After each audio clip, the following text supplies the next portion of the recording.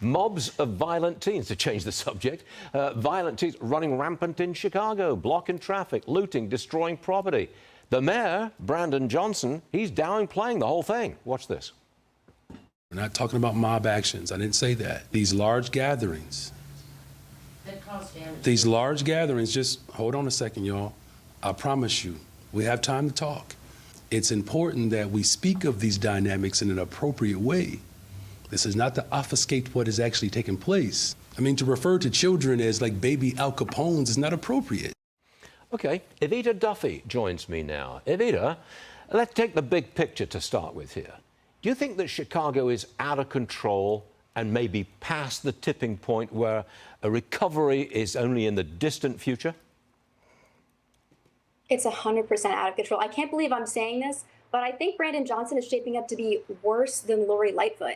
I went to school in Chicago for 4 years. My husband's originally from Chicago. We had talked about potentially living there. By the time we got married, we said, no way, we can't stay here. The city is a disaster. It's up in flames every weekend. And what's so, I think, obnoxious about that press conference is that he won't let us call it a mob attack. It was 100% a mob attack. They want us to, I don't know, ignore our own eyes. Like when we had the BLM rioting and they said it's fiery but mostly peaceful. It's just outrageous. And then before, this is not the first teen attack, right? This happens routinely in Chicago and no one does anything about it. The last time he said, we can't judge these teens because they have such a lack of opportunity. When you want to talk about the lack of opportunity, that's caused by the Democrats in Chicago who shut down the city for years during COVID, and then also wouldn't let students attend in-person learning. And there are countless students still in Chicago who are missing from the school system. So if we want to talk about the problems and why this is happening, it's all because of him. It's not because of missed opportunities and being politically correct and not calling it a mob. It's 100% on the hands of Brandon Johnson.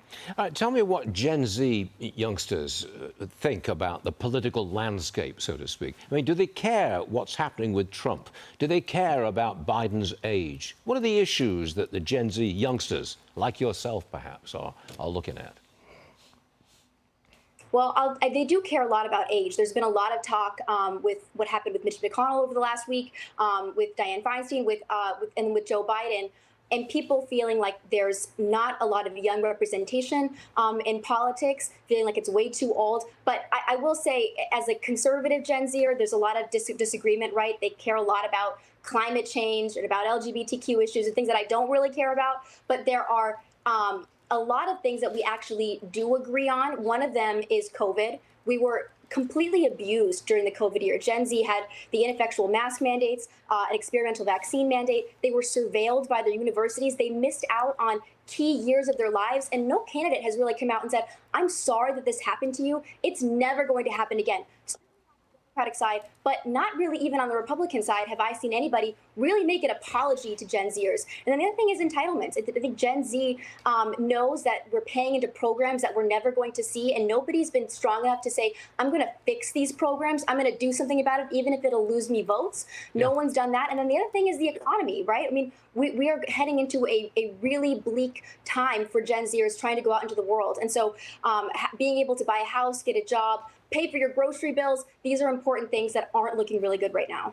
By the way, there are 100 colleges which still have the vaccine mandate. In other words, if the kids don't get the jab, you can't go to school. I find that ridiculous. Evita Duffy, thank you very much indeed for being with us today. We do appreciate it. Always come back soon.